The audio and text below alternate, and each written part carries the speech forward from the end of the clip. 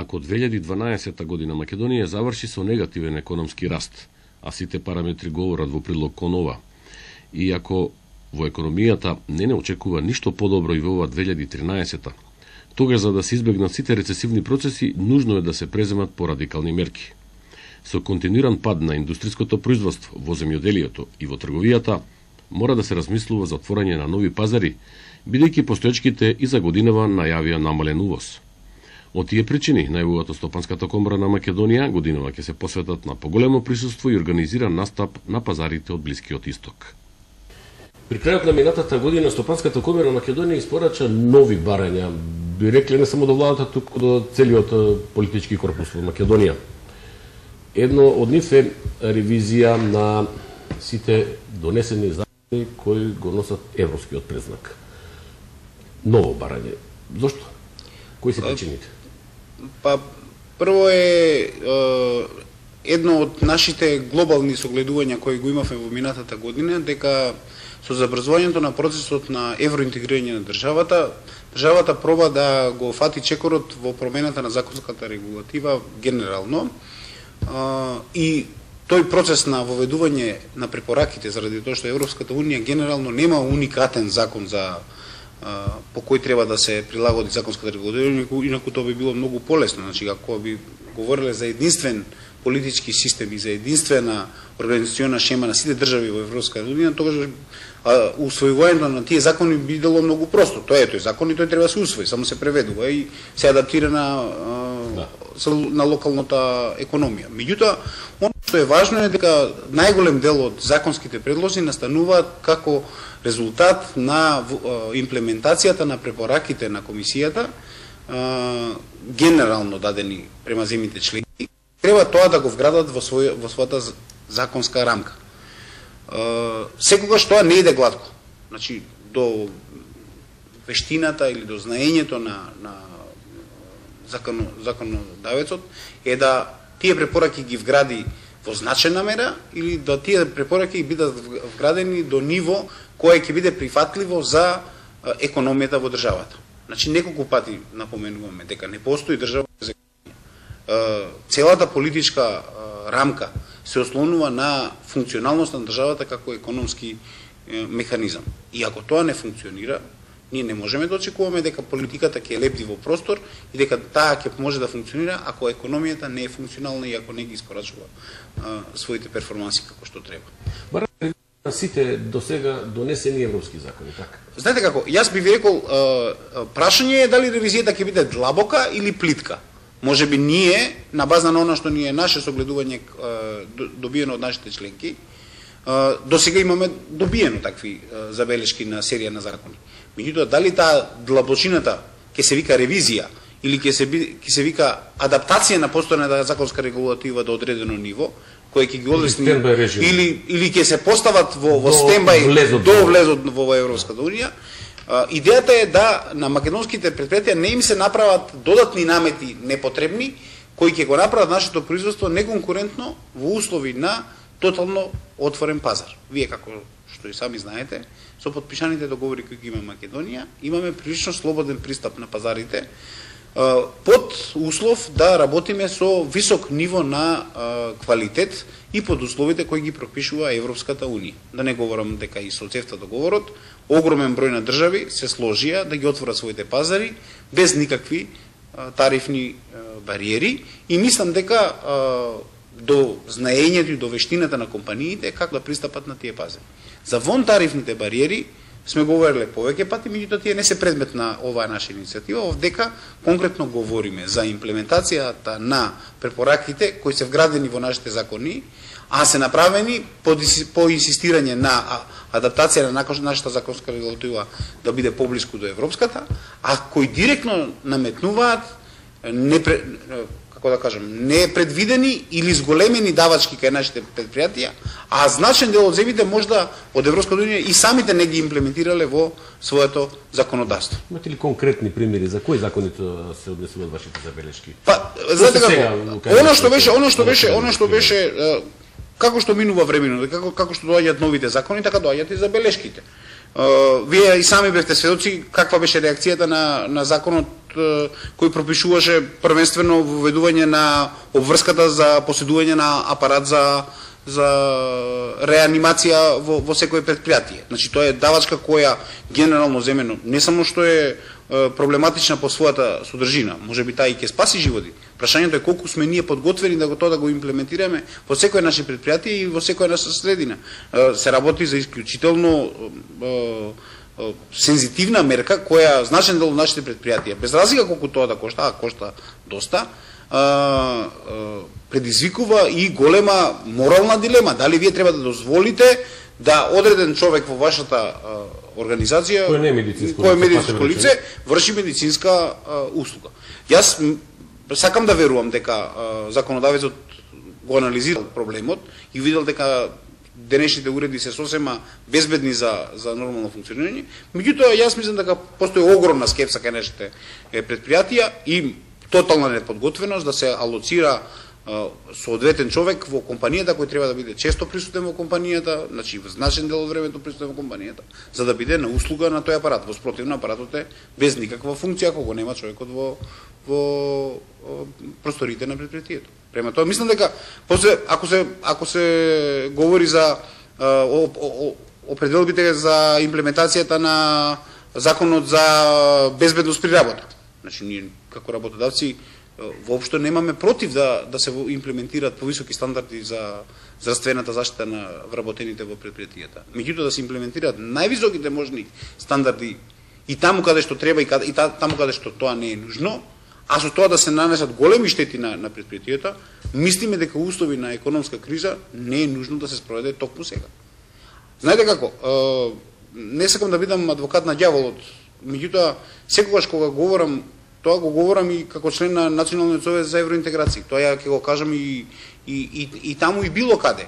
Ако европската перспектива на Македонија е подолга од 20 години, имплементирањето или употребата на законите за Европската Унија на највисоко можно ниво во период од 20 години не може да биде нешто за кое ние треба да сега моментално да се фокусираме и тоа да го работиме како наш генерален приоритет во услови на отежната економска функционалност на нашата економија и генерално на нашите предпријатија, кои се затекнати во услови на лошо окружување, сериозни економски проблеми на нашите соседи, неразвиена инфраструктурна мрежа, проблеми со пласман на пазари кои полека починуваат да го губат својот здив, намалена побарувачка од пазарите кои беа наши традиционални купци. Мислам дека она што треба да се внимаме е да се дефинираат приоритетите и да се оценат времињата кога тоа треба да се имплементира. Ако треба да има некаква анализа да постои. Па секако, например, законот кој се воведе уште минатата година, ми се чини, ако не можеби повеќе, не сум сигурен баш, околу забрана за продажба на алкохол после 19 часот. Има ли, еве, да кажеме, законодавецот, има ли некаква анализа после една година од функционирањето на овој закон? Дали имаме помалку зависници од алкохол, дали младината помалку пие, или завршуваат на токсикологија и така натаму? Не, кој е бенефитот? Знаете како? Стопанската комора не е во состојба да врши анализи од... Но не вие, законодавецот. Она што е важно е да го чуеме гласот на субјектите кои се занимаваат со тој бизнис. Македонија е познат производител на вино. Значи, ние се гордееме со таа работа. Ево сега сме сведоци на тоа дека владата и посебен фокус дава на развојот и технологијата на продажба на вино. Со развој на продавници, ќе ги затвараме и продавниците за вино кои ќе ги гради владата во 7 часот. Прашањето е клучно. Значи, ако сакаме да се посветиме на нешто што е наша гордост, а нешто што лесно проаѓа на останатите пазари, значи скоро да немаме добро вино кое е произведено во Македонија, кое не нашло свој купувач надвор од територијата на Македонија, вие во сопствената држава да ставите лимити за алкохолни пијалоци кои се произведени во Македонија. Не говориме сега за конзумација на алкохол за малолетни лица. Ние говориме за конзумација на производ кој се наоѓа на границата помеѓу реален алкохолен пијалок и нешто што се вика храна. Во значен дел на државите во светот третманот на пивото, например, е храна. Не, вие имате ситуација во која се жалат производителите, се жалат трговците, се жалат потрошувачите. Значи имаме ситуација во која скоро да нема субјект кој ќе ви ја поддржи таа мерка.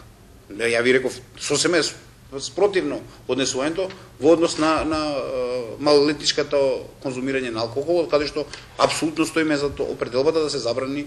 Но тоа може со секаква административна тоа е едното со другото не може да биде, да. Ама тоа не може да биде мерка.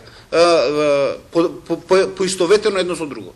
Значи за нас тоа е лимитирање на делот на капацитетот на, ви реков, серија на производители кои се наоѓаат лажот. Од производителите на грозие, винопроизводителите, трговците, малопродажната мрежа и на крај конзументите. Сите се засегнати од намалувањето на времето во кое тоа може да се работи. А за својот деловен простор никој не ги субвенционира, ни го плаќаат како да работи во полно работно време. Значи, тоа е втора работа. Имаме сериозни лимити во делот на ограничувањето на работата на трговските објекти. Значен дел од објектите би сакале да го работат. Ние не велиме да се експлоатира работната сила. Меѓутоа, вие да инвестирате во објект трговски, фабрика и да лимитирате времето во кој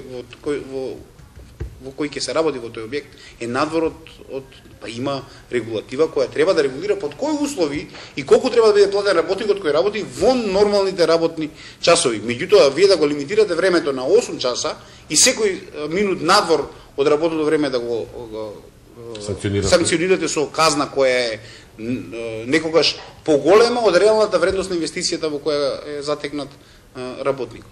Ние имаме ситуација дека има мали предпријатија кои се мора да затворат заради казната која добиле, заради тоа што работникот бил половина час подолго во просториите, некогаш и 15 на минути. Значи, се работи за имплементација и начинот на... Знаете дека инсистиравме. Например, законот за здравствена заштита пропишува дека хотел со 100 повеќе од 100 вработени и капацитет, значи трговски друштва повеќе од 100 вработени и хотели со капацитет од над 100 легла должни да организираат здравствен фук како внатрешна организациона единица. Јас ве прашувам каде во светот тоа ние го видовме дека тоа е имплементирано во секој предпријатие на секое место. Знаете како? Ја би сакал тоа така да биде. И тоа би било многу убаво тоа така да биде. Меѓутоа, дали е приоритетот тој кој треба да биде? Знаете што значи тоа? Тоа значи дека во истиот момент вие треба да запослите медицинско лице, и тоа не е едно, него ако фирмата работи во две смени, значи најмалку двосменски да работат, тоа значи с големен број на вработени, с големен број на трошоци, за ситуација во која дури и тешко ќе најдете работна сила, со обзир на тоа дека знаете дека сме дефицитарни со медицински персонал, со обзир на тоа дека тие наоѓаат многу лесно работа во земјите што не обкружуваат. Значи, се работи за скоро неупотреблива мерка, а за која може да бидете, ако дословно се применува, може да бидете казнети. Едно од вашите барања е исто така, оваа година да се посвети поголемо внимание, повторно упатено до политичките чинители и до владата, за зголемување на извозот на македонското стопанство. Добро, мислам... Прво се поставува едно прашање, дали ве до сега спречено, зашто се дава токму сега акцент на извозот? Вие неколку години на нас зборувате за извозот. Може ли да се зголеми туку така? Знаете како, не е ова ситуација во која ние се залагаме за поддршка на извозот од сега или за оваа година. Вие знаете дека го пратите години наназад. Години наназад Стопанската комора на Македонија интензивно се залага за поддршка на извозот. Знаете како, мали економии како Македонија, обкружени со економии кои малку можат да допринесат во развојот на државата, и со целокупниот контекст на политичките проблеми кои ги имаме со евроинтеграциите, Македонија нема друг излез од својата затвореност или зачмаеност на малиот пазар во кој функционира, освен да излезе надвор од тој пазар.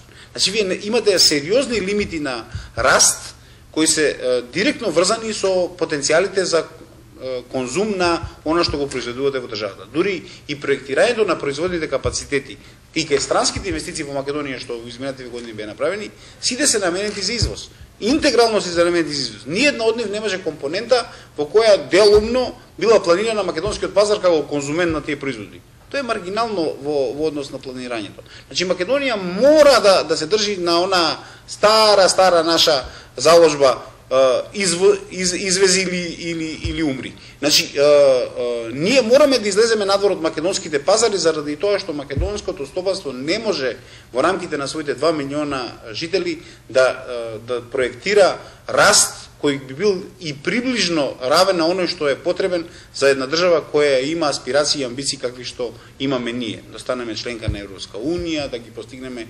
стандардите на живот на Европа, да бидеме не неразвиена, него да бидеме во рамките на средно или високо развиените земји во светот. Значи, она што го говориме, тоа во наши услови е тотално невозможно.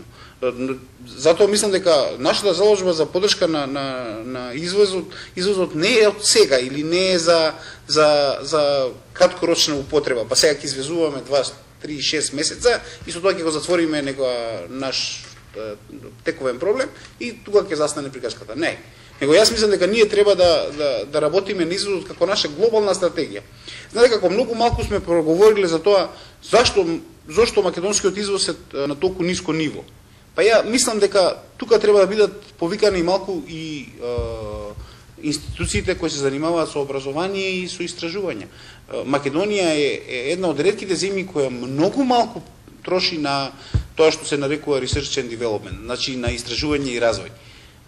Не можете да направите сериозен извоз ако вашата наука не ве прати и не работи интензивно на пронаоѓање или имплементација на нови технологии или воведување на нови продукти во вашата економија. Затоа што една работа да се произведе, меѓутоа сосема друга работа е да се произведе производ кој ќе биде баран на светскиот пазар. Ако вие чекате некаде во свет тоа да биде произведено, па овдека да го произведете, па повторно го пласирате, некој веќе пред вас на пазарот.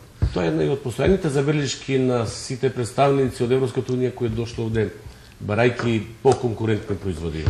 Видите, она што е парадокс на македонската држава генерално е дека инвестираме многу во образованието, значи се наоѓаме во земјите кои многу ги образуваат своите млади луѓе, а многу малку од нив се употребени во она што се вика имплементација на нивното знаење во пракса. Вие ако земете, ние имаме во планот за следната година зацртано и анализа на недостигот на стручен квалифициран кадар во поголем дел на гранките на македонската економија. Значи ние во овој момент како работодавци исто мислиме дека Македонија има недостиг на квалифицирана работна сила. И покрај тоа што викаме на странците, викаме дојдете во Македонија имаме квалифицирана работна сила. И ја имаме, ние ја произведуваме. Меѓутоа таа многу лесно си го наоѓа патот надвор од Македонија ако вие не и понудите квалитетна работа во Македонија. И второ, не можеме да очекуваме дека истражувањата ќе бидат базирани само на истражувачките центри во рамките на компаниите.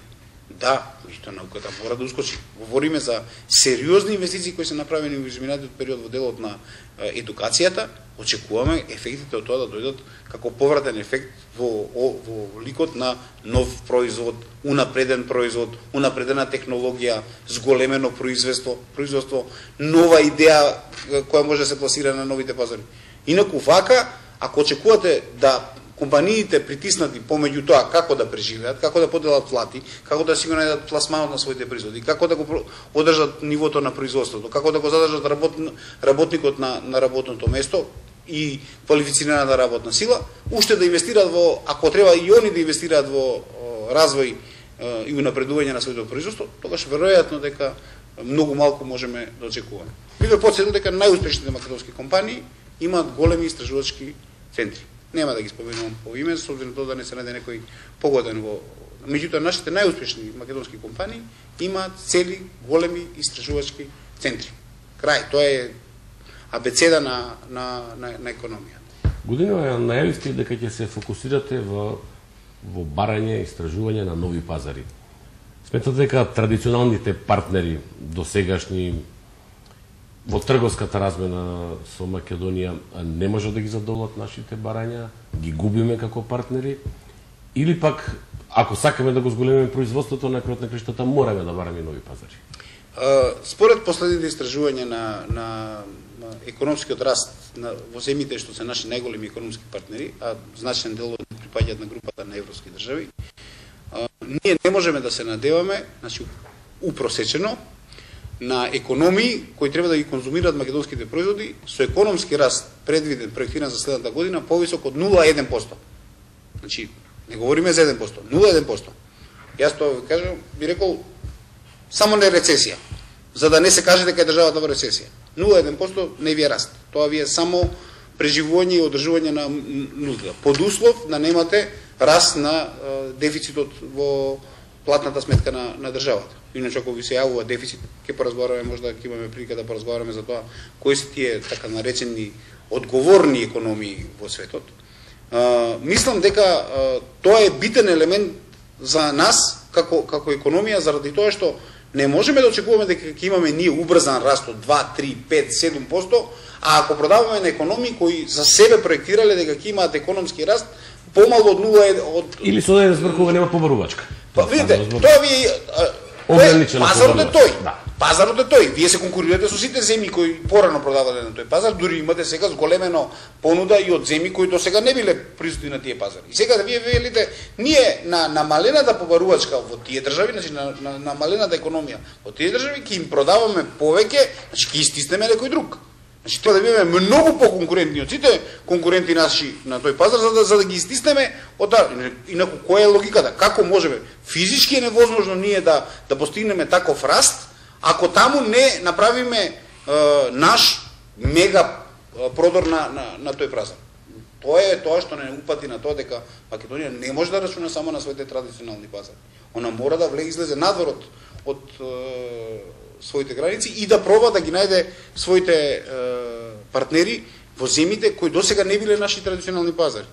Веројатно ќе ви интересира, ние веќе имаме договорено серија на посети на што наши компании, што представници на нашата комора, за да пробаме да ги отвориме дури и... Кои се тие нови пазари? Па еве, например, за февруари се предвидени посета на Иранската стопанска комора, Стопанската комора на Азербејџан, на Грузија, Унијата на ирачките комори, Комората на Казахстан, Федерацијата на комори на Египет, Федерацијата на комори на Либија, Катар, тоа е она што почнавме, а него доработивме од изминатиот период, значи него фасилизиравме она што беше наша заложба да отвараме пазарите на Блискиот Исток. Значи, сега ова се работи за Црноморскиот слив повеќе и за земите на Блискиот и Среден Исток. Она што реално земено е нешто што некогаш Југославија го имаше како своја пазарна база, а сега го немаме. Ние како Македонија го немаме. Се вклопува ли ова агенда со напорите на владата за барање на нови пазари? Па ја мислам дека или е ваша само иницијатива? Не може да биде тоа иницијатива на Стопанската комора. Значи Стопанската комора нити работи по диктат на владата, нити пак како да кажем, по автоматизам патува зад караванот на промоција на државата како добра дестинација за инвестиции. Значи, ние нема да пробаме да идеме во Америка, за да ги продаваме нашите производи во Америка заради тоа што отишол караванот во Америка. Ние ќе идеме во Америка тогаш кога ќе имаме наши производи кои се реално конкурентни за американскиот пазар. Она што го говориме дека ние анализирајќи таа работа, свативме дека треба да идеме таму каде што нашите компании ќе можат да продрат, а сепак да не бидат истерани од пазарот на елегантен начин. И у таа работа наоѓаме голема поддршка од Комората на Турција, која е наш традиционален партнер изминативе скоро 5-6 години и која е навистина спремна да ни помогне да на местата каде што се они присутни ни ги подотворат вратите подеднакво како за своите компании. Они не ценат дека Македонија со своето производство ќе направи сериозен импакт или одраз на нивниот извозен капацитет. Напротив, мислат дека можеме да бидеме конкурентни или компатибилни со она што се нуди таму. Македонија сепак може да понуди и производи кои Турција не може да ги понуди во основа. Меѓутоа, во значајна мера они не се плашат од големината. Првенствено заради тоа што економијата не е со такви димензии кои може да угрозат, да кажеме, едно од најбрзо растечките економии во светот. Дали делувате малку несинхронизирано со власта? Не дека вие би требало да бидете провладена институција, но ако владни представници одат на далечен исток, а вие сега вршите продор на Блиски, зошто малку поорганизирано не се настапува? Па не, ако владата е заинтересирана да ги пратиме, ние ги пратиме. Мислам, ја не гледам причина. Вие до сега не сте добили официјална покана за таквите? Видете, се работи за проектот на владата кој веројатно е координиран со Агенцијата за промоција на Македонија како дестинација во која би се правил бизнис. Тоа е малку поинаква стратегија. Тоа е стратегија на привлекување на странски инвестиции во Македонија. Ова што ние го заговараме е продор на македонската индустрија на други пазари. Може би изгледа некому исто, ама не е исто. Тоа е уствари обратниот процес. Процесот во кој ние пробуваме да најдеме пазар за производите што ќе бидат произведени во Македонија. Владата првенствено има амбиција да ги фасилизира инвестициите направени во индустријските зони, тоа значи да привлече странски инвеститори во нашата држава, што не е некомпатибилно. Меѓутоа, генерално земено не иде во исти колосек како нашата програма, меѓутоа компатибилна е. Не се супротставува на определбата. Инаку ако бидеме поканети, ние сме секогаш спремни да пратиме секоја владина иницијатива која би помогнала на нашите компании.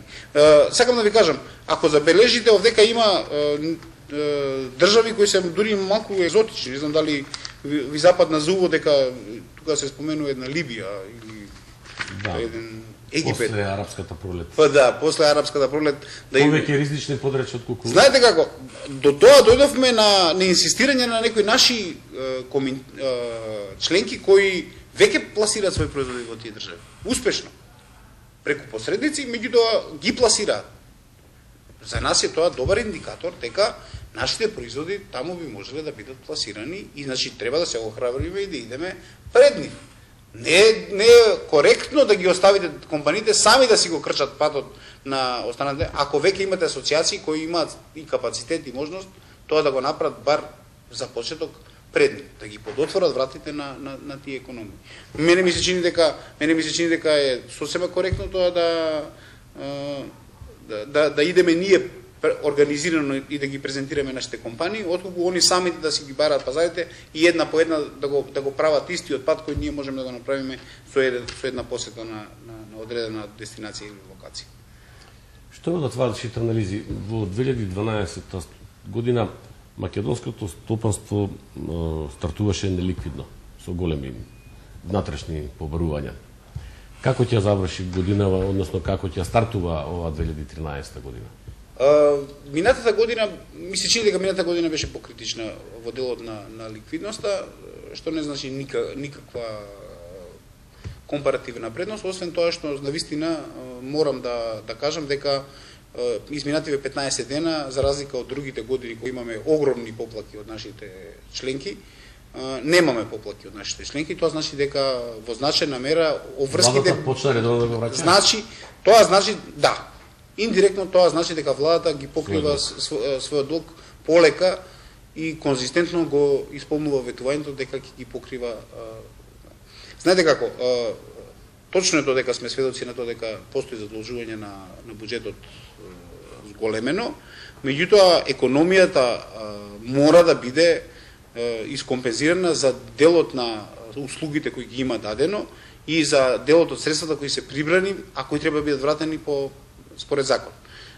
Така да ми се чини дека ако економијата или генерално перформансите на државата предвидуваат дека нашиот долг ќе расте со одредено темпо во периодот 1 до 3 години, се надевам дека тоа нема да продолжи и лошата вест нема секогаш да ја кажуваме на почеток на веќе трета година кажуваме лоши вести за почетокот на годината, дека конечно на почетокот на 2014 година ќе седнеме па ќе разговараме за амбициозни планови за раст, меѓутоа тоа не е така. И ако тоа е така, ние поздравуваме определбата на владата да дури се задолжи за да овозможи на својата економија да функционира.